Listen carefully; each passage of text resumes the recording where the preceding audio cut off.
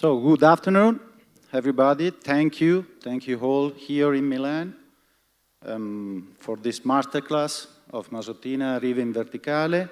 Thank you also for all the wine lovers and friends in London at Pall Mall 67 and also in New York City at the Gattopardo restaurant. I would like also to express my gratitude for my friend Filippo that he will lead this particular tasting, blind tasting, through, we will make a journey through the Masottina Proseccos and the best selection of my family. I would like to introduce myself in a very quick way, just to take the tasting as soon as possible. I'm Federico Dal Bianco. I'm the third generation of winemakers of my family since 1946, based in Conegliano City. We are more or less in the Veneto region, more precisely between the Alps and Venice. And we make the majority of our production in sparkling way, especially the Prosecco DOC and the Prosecco Superiore from Conegliano and Valdobbiadene, the hilly area where the Prosecco is born. Now also UNESCO heritage area. And my family, the philosophy of my family is to achieving the best possible quality in our wines, thanks to the tradition and the experience since 1946, and the method that we use for making our sparkling wines and the wines.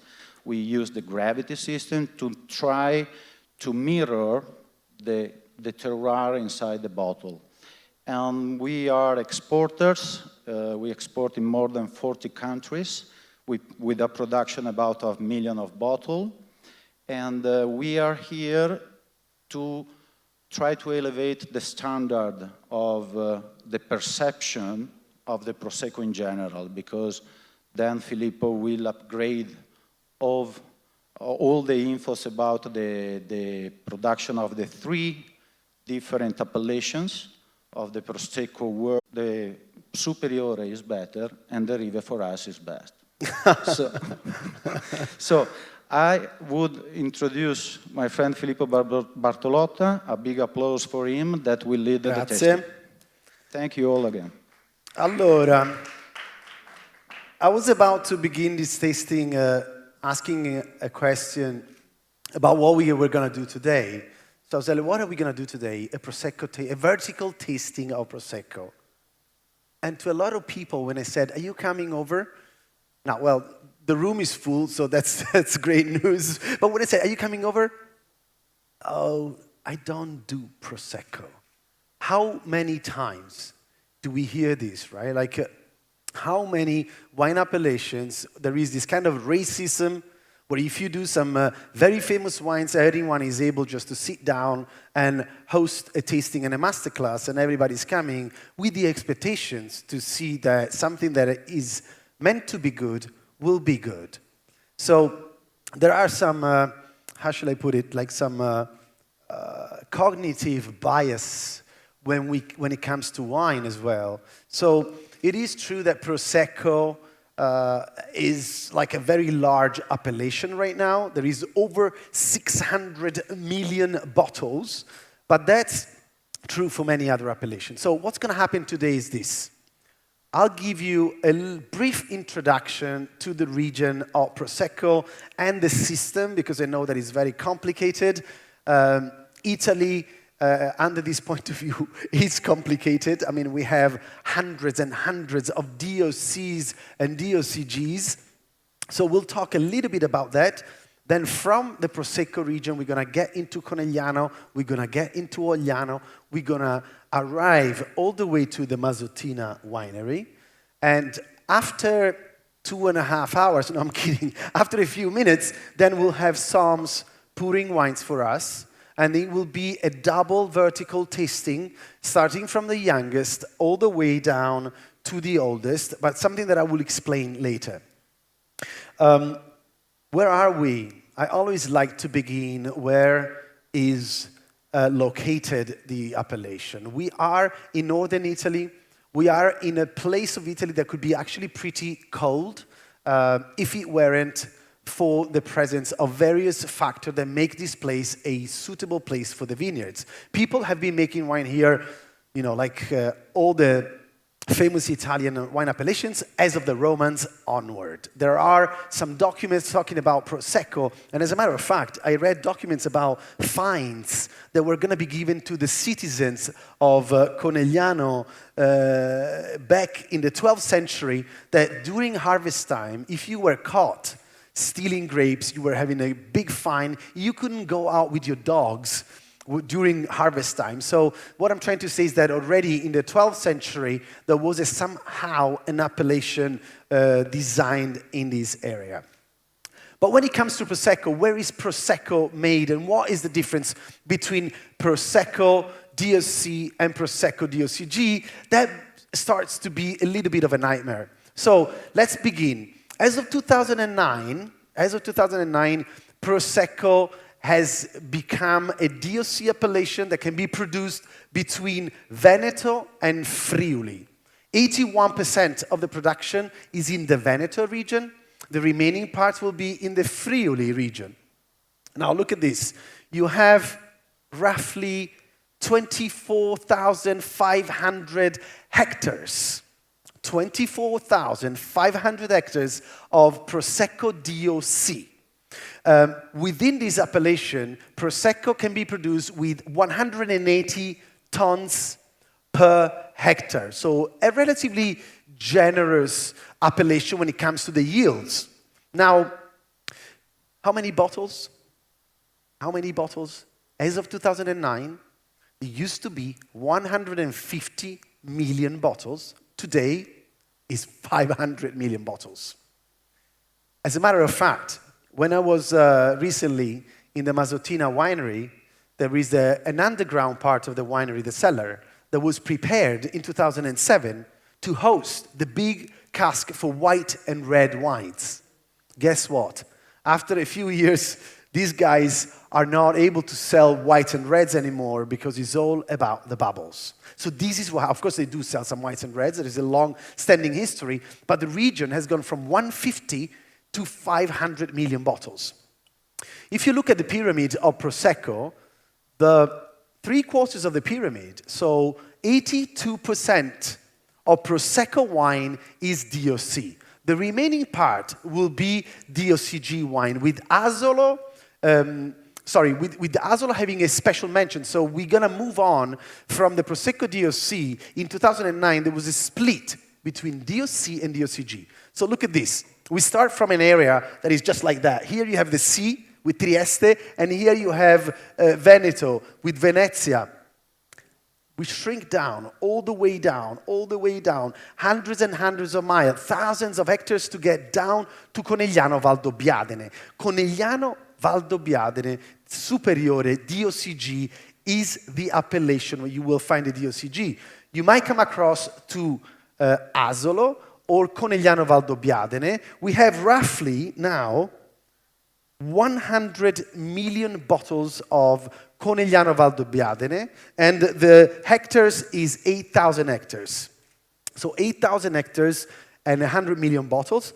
As you go up the ladder, you will find Rive, which is where we're going to focus today. So Rive will be about roughly 250, 249 hectares. There is 49 different Rive, and the bottles that are produced there are 2 million. The peak of the pyramid is about Cartizze, 1.2 million bottles, 109 hectares. So this is the pyramid of Prosecco. Now, if we can move to the glacier, so a big region, we're just going to go closer and closer. We're going to be in Ogliano, and as you can see here, we are in what used to be a glacier, and what you see around is what happens always when you have a glacier. So the ice, that was like 15,000 years ago, the ice has been pushing land outward and downward, creating a kind of a crown, a kind of an amphitheater that is not too tall. So it's 150 meters above the sea level. And then I know people say, oh, that's not much, right? But when you are on a flat land and you go 150 meters, the world would change. As a matter of fact, when we are in Masottina, like on the terrace of the vineyard, we are 150, 160, and you see, so basically we are like right here. Yeah, we are on the edge. Right on the edge. And what you see is this phenomenal, like almost like a slide that goes down, and it looks like a spoon. You see the vineyards that go all the way down into the spoon. Now, the rive are not in the spoon factor, but are on the edge. Rive in Italiano means shores. In Conegliano, it means actually steep slopes. So rive are steep slopes. The vineyards are cultivated on both sides. We are going to focus on two vineyards that are on the western slopes, what is called Ponente, in Italiano Ponente, porre, where the sun goes to sleep, west. And then the Levante side, Levante, levare, is where the sun would rise, so we are on the eastern slopes. Now, talking about terroir, this is the mesoclimatic conditions, so the conditions of that given valley. That given valley that is there is going to be influenced by 3-4 major factors. Number one is the Alps. Now, Conegliano is a funny spot because they have the pre-Alps that to normal people, they look like mountains. But if you go to their homes and say, should we go to the mountain? They go like, what are you talking about? Those are hills. And they are very tall hills. But behind the pre-Alps, they play a major role to defend this area from the super cold spells that come from the Alps. Then, all the way up in the Fadalto, in 100 kilometers, you will be in Cortina d'Ampezzo. 100 kilometers, you're going to be one of the greatest ski resorts in the world. And the Fadalto is going to be, like that valley, is going to just get a lot of cold winds all the way down into the extinct glacier.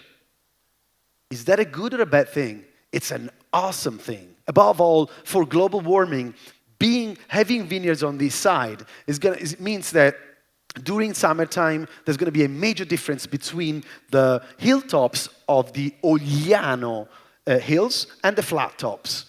And if this wasn't enough, so Alps bring the super cold spells, okay, during summer, but they are protected from the pre-Alps, from the super cold. But then you have the eastern winds, what in Trieste will be called, our friends in Italy know, la bora, a super strong wind that in Trieste will make you fly away if you don't hold to a pole during the winter. When it travels to Conegliano, that wind is going to be a nice breeze that is going to make every summer a beautiful summer. It's almost as if when I was driving, when he was driving, I went to Conegliano a few weeks ago, and if you get off the train station, you just go across the station. There's this beautiful teatro, like a neoclassic building, and a few steps away from the teatro is Federico's home. So they're the boss of the little area there. And he said, like, why don't we go to see the hills before we taste wines? So, usually when you go to winemakers, they have Jeep cars and everything. He's got a Subaru. One of those cartoon fast cars, super, super short. Come si chiama la macchina? SD rally car. So I just tie my seatbelt and we go around these beautiful hills. The terraces in Ogliano and in Prosecco area in general are not walled. They tend to be like grass terraces. So they are UNESCO World Heritage Site. Does that make a difference? Since Valdobbiadene was inscribed in the UNESCO, does it make a difference in the glass? It does, because winemakers have to behave in a different way. As a matter of fact, 50%, if you have like 10,000 hectares of vines, you'll be having 10,000 hectares of forest.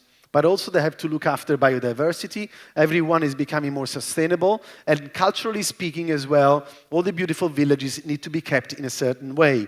And as a result, you have lower yields and better wines.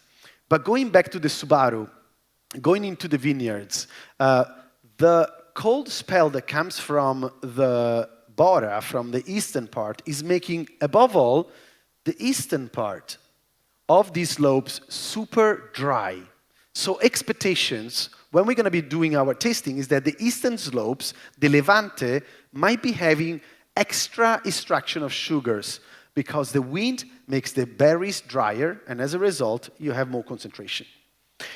What else is there that I have to mention? I think I can start asking our team of Psalms to pour the wines. Facciamo immediatamente tutto insieme, ok? Partendo dai più giovani, andiamo in giù verso i più vecchi. Quindi cominciamo col 20, oops, I said it, it's the new vintage to begin with, 20-20 e poi si va indietro. What else I was going to say? Three-dimensional kind of Prosecco. When I was there, I went to taste all the berries. I think at the end of the year, I have the feeling that I'm going to be sent a bill for all the berries that I've eaten around the vineyards, but that's paramount. That's how I began with my grandpa, tasting berries, and it makes a whole difference in the world. With Federico, we get off the car, we go taste the berries on the western slopes and the eastern slopes. Difference are related to two biotypes of glera. Something that I didn't mention, but everyone knows, glera is the variety of Prosecco. Two biotypes, you have the glera lunga and glera tonda, and then each of these biotypes is going to have lots of different kids, lots of different clones. So when you go pick grapes in a Conegliano Valdobbiadene Prosecco Superiore vineyards, which are different also because instead of being 180 tons per hectare, they can only make 135, okay, tons per hectare. So that already you have a lower yield. But when you go there and you taste, you will find completely different berries. The biotype that has got a longer shape tends to be a little bit sweeter, while the tondo tends to be a little bit more aromatic. But when you taste the grapes on the eastern slopes, you will find tougher skin than on the western slopes. So as a result, some of the wines do reflect a little bit of phenolic presence, like some materic presence on the palate. How is this tasting designed? This tasting is designed in a way that we're going to spend a few minutes together. I'm not going to tell you which is which to see whether or not we're able to detect any difference, and that would be nice. And we start from the youngest vintage. It's a double vertical going all the way down to the oldest vintage. Just to give you an idea, when I was approached by these guys to do the tasting, I have to be honest, I was myself skeptical about going on a vertical tasting of Prosecco. I have done it in the past with other wineries. There is 3-4 wineries that can actually host a tasting with vertical going back, giusto? Probably. Almeno 3 o 4 che hanno una buona inventory. And as we were going down and down and down in the vintages, funny enough, at some points, the oldest vintage seemed younger than the younger vintages. What is the key factor to aging potential? Well, DNA of the grapes, soil type, and how they've handled the grapes. Because once again, if you produce 180 tons per hectare, or if you produce 90, like in their case, or if from that 90, you're going to even shrink down, because what they do when it comes to winemaking in Masottina, they have a press. So berries are the grapes are harvested by hand, little crates. They're going to get into the Masottina winery. They will be sent into a very soft press. So basically the berries are not going to be crushed immediately, but very softly they're going to be almost going into the press one berry at a time. As a result, they're going to choose what's going to go in and what's going to stay out. But also, the first press, and this is very cool, very different, is gravity press. So basically, once there is enough weight, the weight is going to press, and you're going to have a first percentage of free run juice that hasn't been basically touched any kind of mechanical action whatsoever. When it comes to production, this means that out of 100 grams, out of 1 kilo of grapes, instead of producing a bottle, you'll produce much less. To be honest, they don't do that with the entire vineyards, but only with these two. This is 2.5 hectares on one side and 3 hectares on the other side. Yeah, more or less. More or less. While we wait for the wines to arrive, possiamo averne un goccio di più, ragazzi? Un po' più, a bit more generous, because I'm going to down these in a second.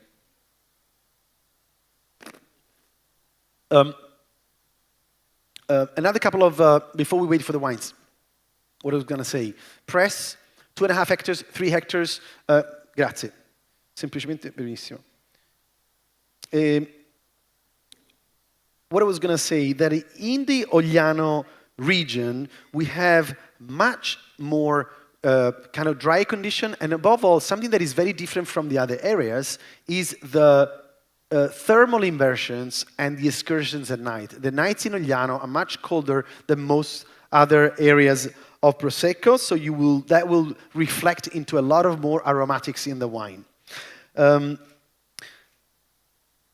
We're all starting with only one wine. Se potessimo tenere un passo, ragazzi, io pensavo di andare un po' più veloce se fosse un po' di più, perché vorrei i vini tutti insieme, se la squadra dei sommelier mi sente,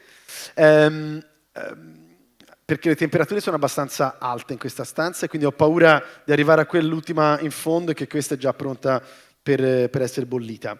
Sorry guys over there in Miami, New York and London. Just a little bit of a technical note for our psalms to speed up a little bit our pouring. What I wanted to say is how the character of Ogliano in general would reflect into more spicy notes than you would find in other Prosecco, into more ripeness, and into more generosity with the fruit. Let's start with Vino numero uno. We have a lot of...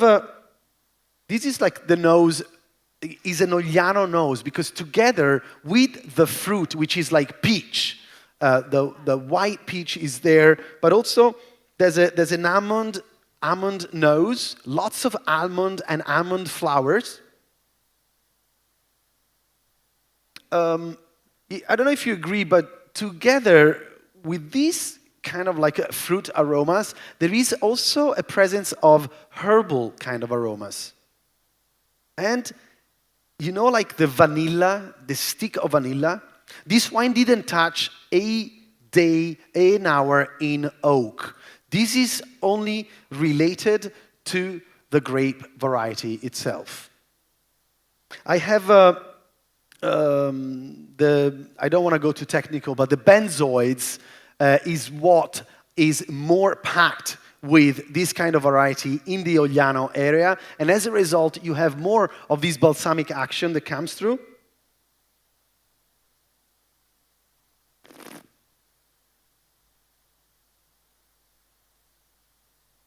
Okay, impossible to spit. It's good that we are in Milano, we don't have to drive. The wine doesn't have too much residual sugar. This is a Brut. We can say that. So our friends in Milano that know the winery a little bit better already might know whether we are in the Ponente or the Levante. Is a 2020 vintage. So the first two wines, left and right, will be 2020. That I can tell you. Balsamic notes, cider. The residual sugar in this wine is lower than 5 grams per liter, and is the I don't know how much to say, but the slopes on this side tend to be a little bit tougher in soil and a little bit cooler at night. Vino numero 2, grazie. Okay. Wine number 2. When I first, and today is the same, when I first got into this double tasting, the first thing immediately that I got, tasting the second wine, the wine on the right, is this mineral gunflint note in the wine. This is a nose that is way less Prosecco in terms of expectations than you would expect. I have beautiful aromas of cedar, of pine tree. There isn't just the white fruit that is common in the Prosecco region, but there is way more to it.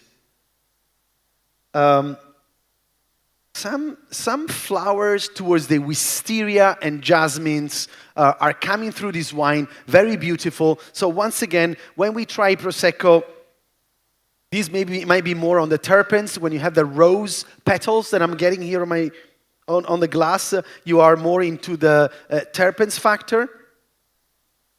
The floral element and the vanilla still belong to the benzoids. But I get more of a smoky, peaty, and mineral trait on the nose of this wine.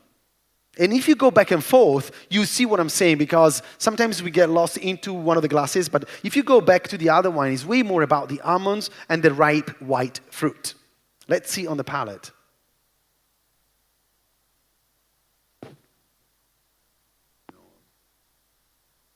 Let's see on the palate. Okay. Now, the palate of this wine seems to be having more acidity than the other wine. Question for you, do you reckon the wine is sweeter or drier than the wine number one? Pensate che sia più dolce o secco? Non è per fare un test, ma è soltanto perché c'è un po' un paradosso in termini di numeri, no? There is a bit of a paradox. So, like, which wine do you think is sweeter? Quale vi sembra più dolce, il primo o il secondo? Il primo vi sembra più dolce? Secondo?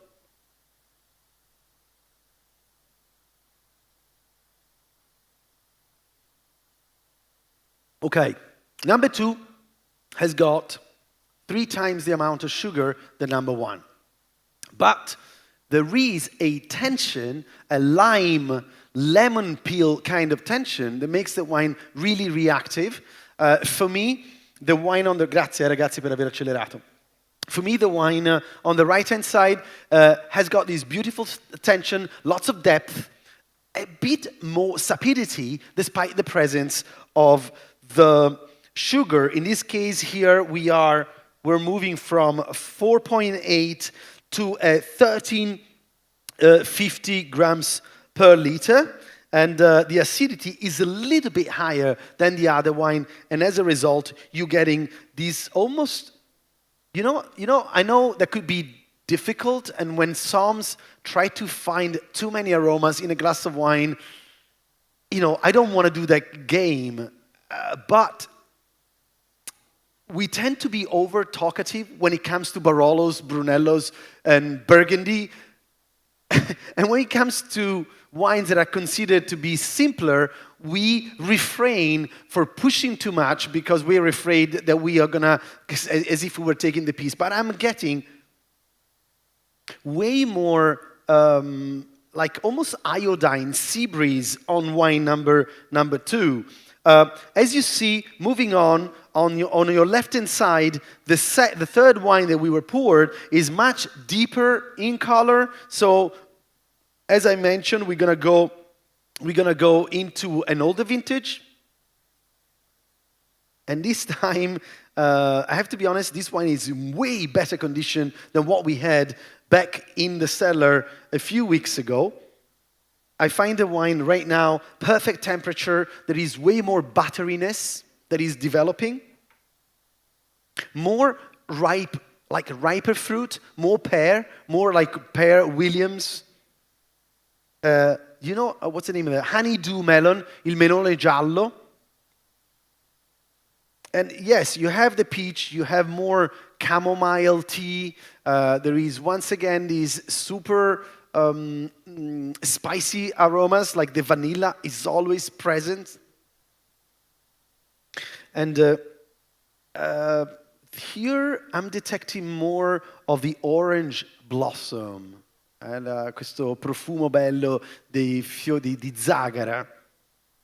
So much riper. If you go back, though, you will see that there is this tension that is related to these spices. It's almost like if I'm getting the nose into a white chocolate, cioccolato bianco, molto bello questo aspetto.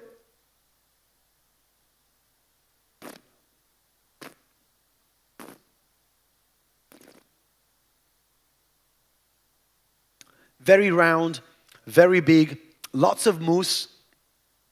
And the wine, once again, it starts sweet. The wine has got a sweet attack.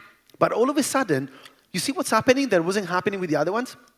We're finishing, even now, after 20 seconds, I'm still chewing fruit, citrus fruit, lime, lemons.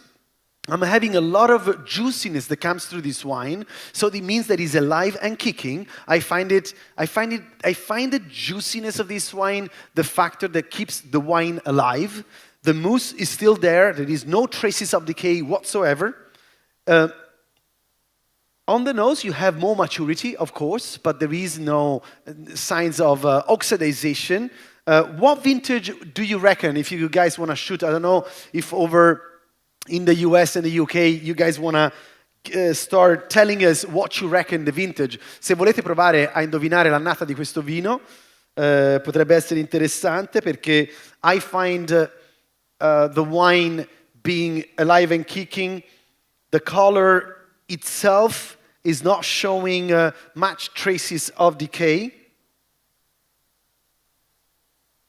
And moving on to the second wine on the right-hand side, I've got more of a cedar peel.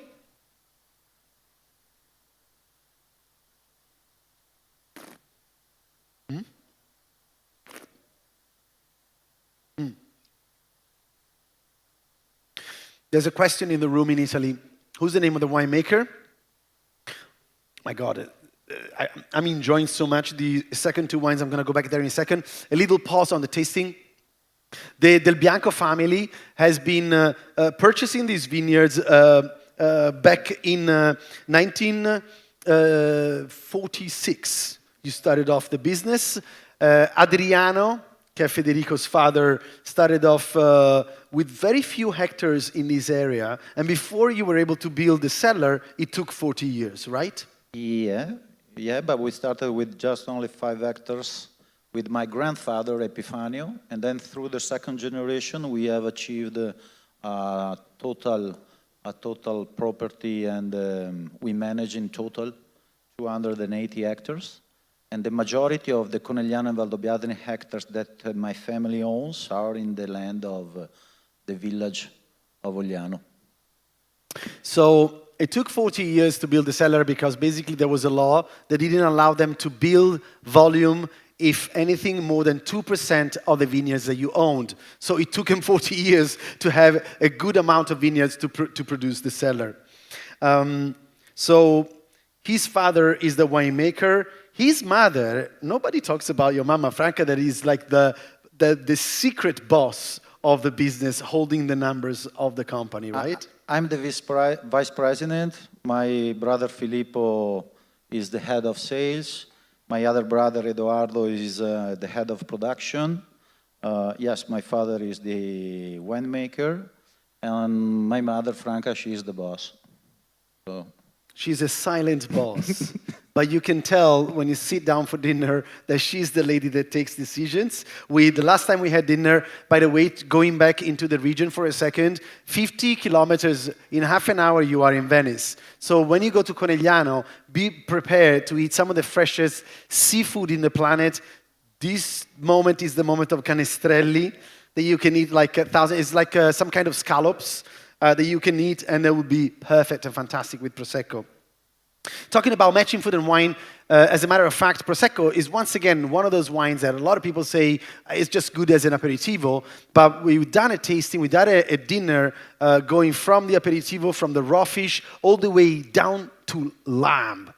And when you do the right choices, you'll be able to compare and contrast in a wonderful way. I'm going to open to the Q&A session very quickly, but before we finish, once again, I'm detecting on the right-hand side more minerality when it comes to the nose. Once again, it's kind of like a gunfleet, but also herbaceousness.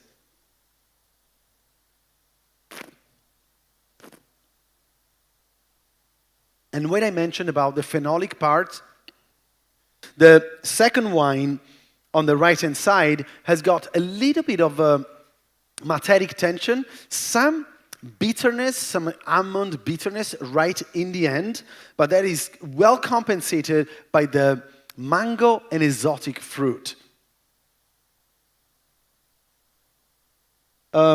Sweetness, once again, I don't see, I mean, you can tell that the wine number 2 has got more sugars, but actually, there is double the amount of sugar. So it's 6 grams per liter on the left-hand side, and it's 12 grams per liter on the other side. So this is a brut, and this here will be an extra brut. But I don't think that that's the fact that is influencing most of the wines. My feeling is that on the right-hand side, we're going with something that is a little bit saltier, a little bit more sapidity, and more minerality. Il vino numero 3, the third wine, is actually telling us a little bit about its age because it's darker, there is more amber kind of color.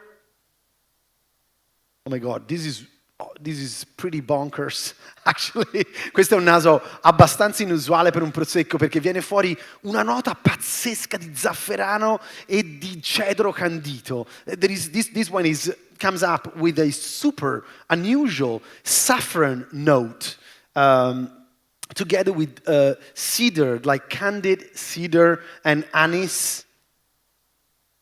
It's just like popcorn, caramel, burnt sugar, saffron. There is mango fruit, a lot of exotic fruit in comparison to the other wines. Very different. Some breadiness, some like biscuity pastisserie.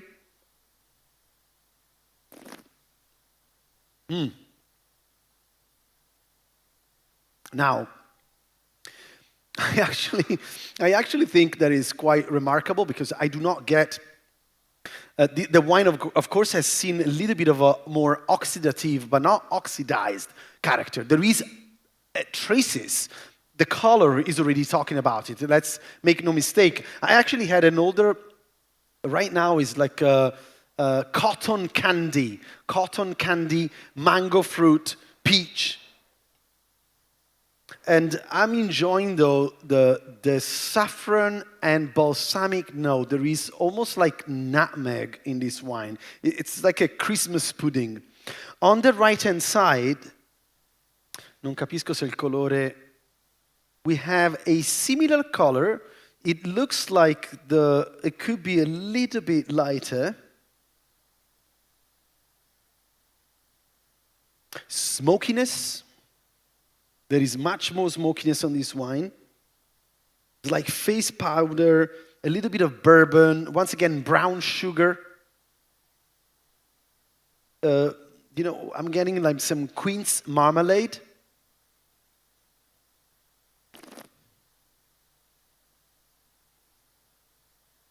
And on the palate, there is no that kind of the saffron is only on the left-hand side.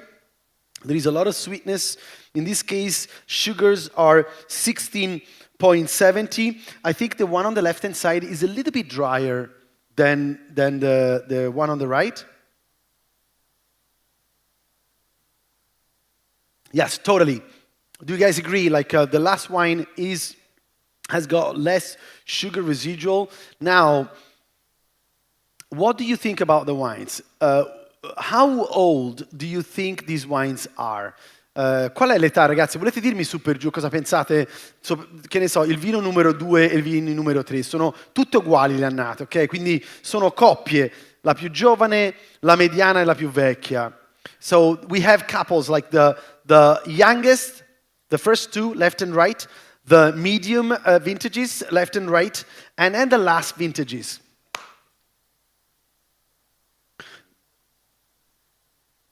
Ah sì, qui abbiamo capito, vero, che sulla sinistra abbiamo un cru e sulla destra un altro cru. Okay, because we're saying that apparently London isn't clear. So what we're having, guys, on the left-hand side, we have a single cru. So we have one single vineyard from the youngest to the oldest. The one close to you guys is the youngest. The one more further away will be the oldest. And on the right-hand side, we have another 3 wines from the youngest to the oldest, another cru. Che pensate? What do you guys think? Ma si possono avere noi le domande, il Q&A con Miami, New York e Londra? Intanto inizio con Milano. Che pensate, ragazzi? Quanto sono vecchi questi vini? How old are these wines? Chi si butta?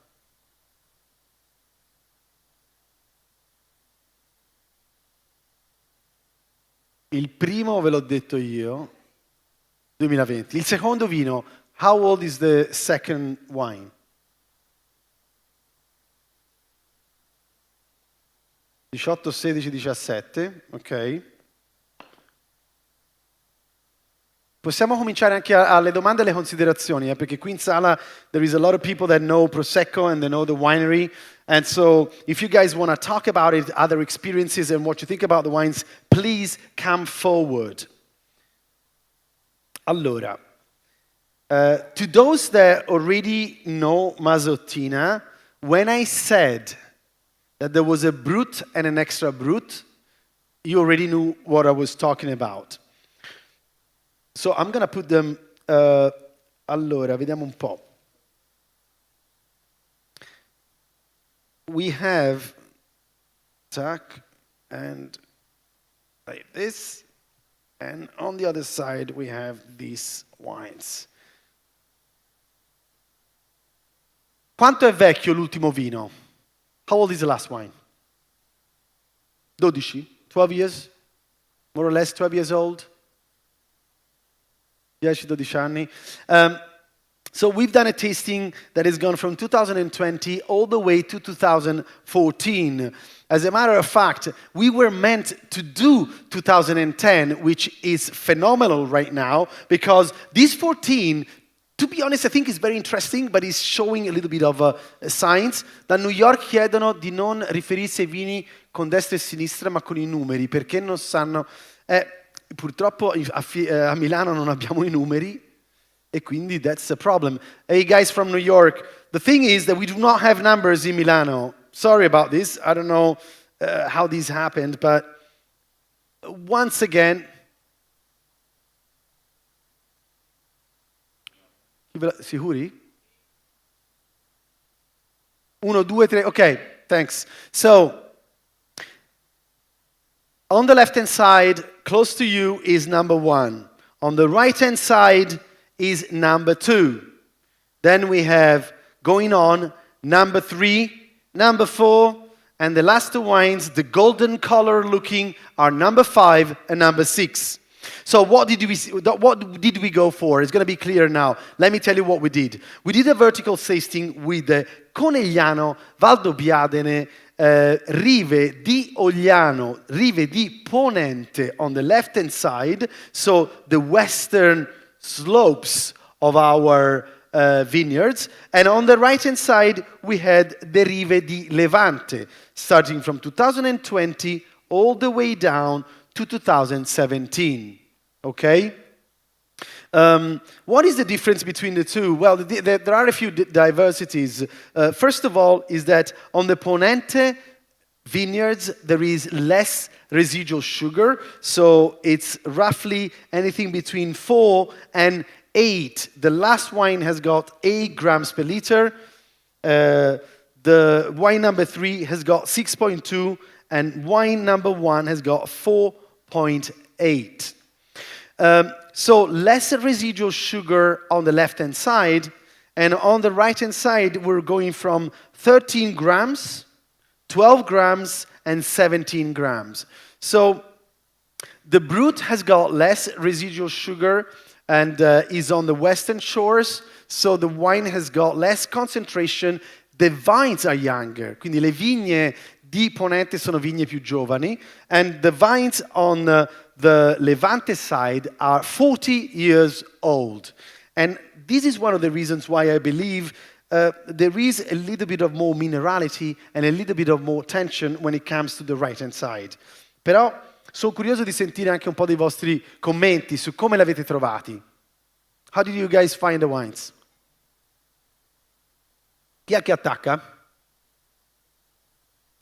What do you prefer? The Ponente or Levante? Or what is the wine? What is the surprise? Sì.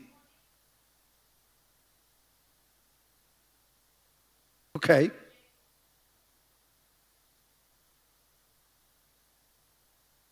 Mm-hmm.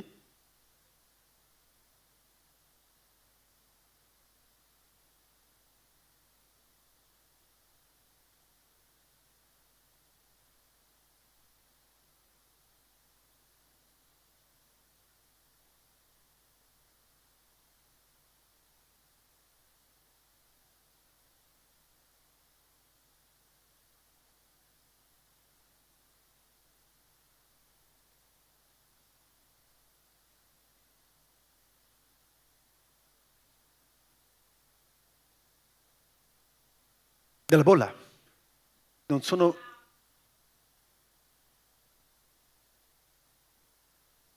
Ok, grazie Sissi. So, io non so se viene tradotto la roba in italiano o no, but for our, no. So for our friends in Miami, New York and London, Sissi Baratella, journalist for Gambero Rosso, here in Italy said, oops. Vedevo Dr. Wine, I'm so sorry. She says, she knows the area very well. She says, the Ponente wines, the wines on the right-hand side, seem to reflect a little bit more the company profile. But at the same time, they have, the nose are very interesting. The last two wines, of course, are showing a little bit of decay on the palate. But the phenomenal things about the 6 samples is the presence of bubbles. The mousse is very strong, is very intense, is very alive and kicking. Anyone else? Qualcun altro che vuole provare? Mi indicano, ma non vedo lo schermo, è chiuso? Qua giù in fondo? Chi c'è? Giulia? Però c'è lo schermo spento, se qualcuno mi aiuta vi rispondo. Ok. In the meanwhile, while we're waiting for the questions to arrive on the screen and our Italian friends to give us more insights, I know that London, solo Londra? London, guys, all right, mates, you have 9 wines. We have 6, you have 9. So,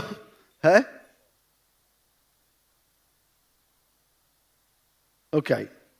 Allora, le annate... Da New York chiedono le annate dei vini, esatto. We started off, wine number 1, wine number 2, 2020. So, wine number 1 is Ponente, 2020, Levante, 2020. Now, wine number 3 and wine number 4 are 2017, both of them. So, Ponente 17, Levante 17. And then we have the last 2 wines that are Ponente 2014, Levante 2014. So we went from 20 all the way down to 14, getting a sense of, I think I agree with Sissi, the spiciness of the Ponente side reminds more of Masottina, and the Ogliano slopes that tend to deliver more of this character. But at the same time, I like the depth and the intensity of the Levante wines. Qualcun altro che vuole fare un commento? Cos'è che vi sono piaciuti? O se vi aspettavate di trovare i vini così?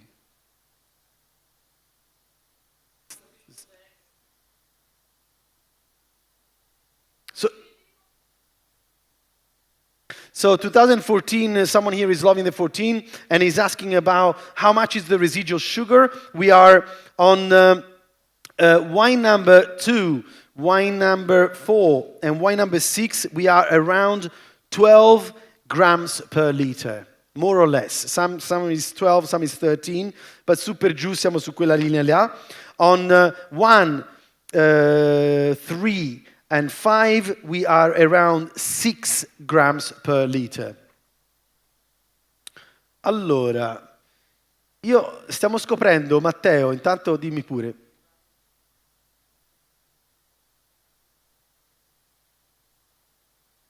Allora, how long, question in Milano with Matteo Borré is how long did the wine stay in the fermentation tank? Basically are 3 months minimum till 4 months, no more. So 3 to 4 months of the wines have been in contact with the lees? It depends by the vintage, by the yield of the vintage, if there is some more or less grapes in the vineyards. So it's all about the structure. More structure you have, for us it's better to take a little less time in the autoclaves. Less structure, we need a little bit of more support from taking more on autoclave. I find it interesting in the left-hand side, maybe it's the bora, is the wind that makes the grapes drier, and also the fact that it's 40 years old vines. It gives the wine a little bit of more, that morenic characteristics. I've got to agree with the fact that 2014, although I find them seductive, and although the mousse and the bubbles are alive and kicking, I think it's more, the wines are going more towards the esters, you know, like esters in terms of aromas give more of the grapes and the apple, and a little bit of the acetate kind of aroma. So the banana, the ripeness of the banana comes through the wine, a little bit of more pineapple. I actually can't get enough of the nose of the 2014 Ponente. Questa nota di zafferano è bellissima. It feels like this would be perfect with some risotto alla milanese.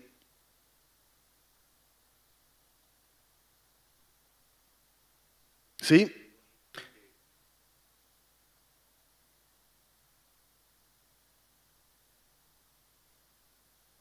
Sì. Allora, how old are the vines in the Ponente side? Siamo su una decina d'anni? Sulle vigne di Ponente? Sono un po' più giovani, no? 12 years. E invece, question on number 3, qual era la domanda?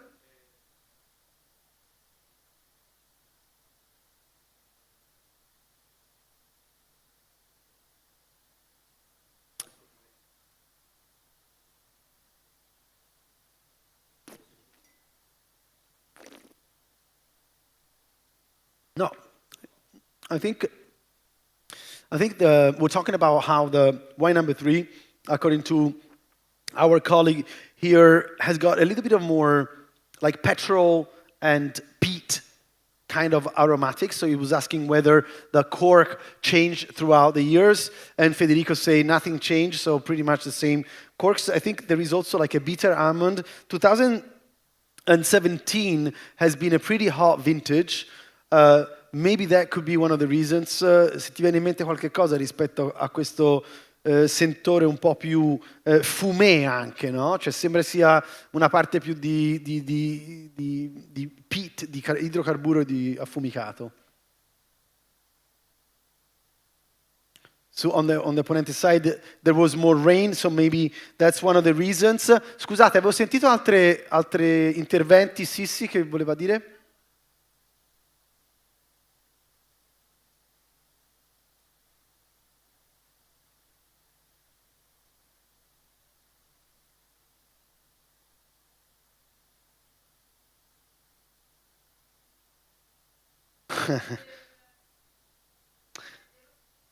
Question from Milano: how is sugar influencing the aging potential and actually, as a matter of fact, the aging of Prosecco?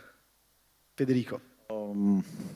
Thanks to my father, that is the winemaker.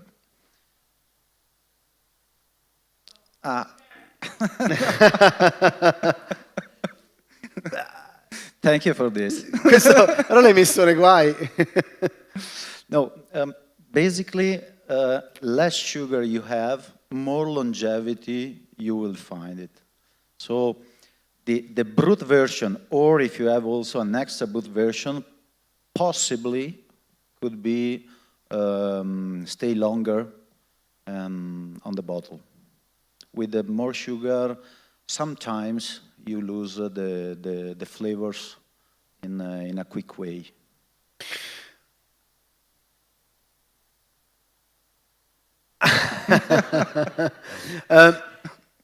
I have the feeling, though, that in this case, we're talking about two different slopes. So the western slopes don't get the super wind, the butter, and there is less extraction. But despite the fact that the wine on the right has got, the wines on the right have got more sugar, because it's double the amount of sugar, not necessarily I'm getting sweeter wines. I'm getting a lot of depth and intensity on the Levante wines. But in the RDO extra dry, so the Levante version, we need to put a little bit of more sugar inside to balance the big structure that the wine have, because the influence of the winds, as you told before, the influence of the winds makes this natural concentration on the grapes that is bigger than the Levante, the Ponente version. So this is why we need to balance better with the sugar. Okay, so too much acidity, and as a result, you want to balance it out. Yeah. To be honest, this brings me a question. Are you thinking, because it's a bit of a trend, to make any dosage zero? It sounds like, above all, when you move into the older vineyards, and the grapes that we tasted, they seem to be having a good enough structure and aromatics to hold up, even without residual sugar. Is that something that you're like to work on, or do you already have any plans? Yeah, we will see, but we are studying about this. That sounded like it's like a secret. So we will see, we're starting. So maybe expectations to find a dosage zero from Masottina. Altre domande, ragazzi? O curiosità, o interventi che volete dare anche di feedback a Federico? Sì, scusa, tu c'era le domande qua. Okay, so apparently this is a message that was given for our friends that we've seen in New York and London. You guys have got, and at the end, which is now, because it's 10 minutes to go, you have got 3 more wines. Why are they so special? Why not us? I'm kidding. They have Costa Bella Prosecco DOC Treviso. Come? Okay, here in Milano we're going to taste later. So, Costa Bella Prosecco DOC Treviso, which is an organic wine. Via 20 Rosé Prosecco DOC Treviso. Costa Contrada Granda Extra Dry Conegliano Valdobbiadene Prosecco DOCG, which is, if I'm not mistaken, the wine that was awarded the highest score from Decanter magazine from my sweet mentor, Steven Spurrier, and that was in 1996, as a matter of fact, right? So 96 points from Decanter. So you guys have got these 3 wines, Costa Bella Prosecco DOC, Via 20 Rosé Prosecco DOC Treviso, and the Contrada Granda Extra Dry Conegliano Valdobbiadene Prosecco DOCG. If we don't have any more questions, o Federico, se tu volevi dire qualcosa in più, se mi sono scordato di portare alla luce qualche informazione di cui mi sono dimenticato, questo è il momento. If we don't have any more questions, guys, I would like to say thank you all. New York, Miami, thank you guys for being with us. Thank you London, arrivederci anche qui da Milano. Grazie per aver riempito la stanza e per la degustazione. Grazie Federico.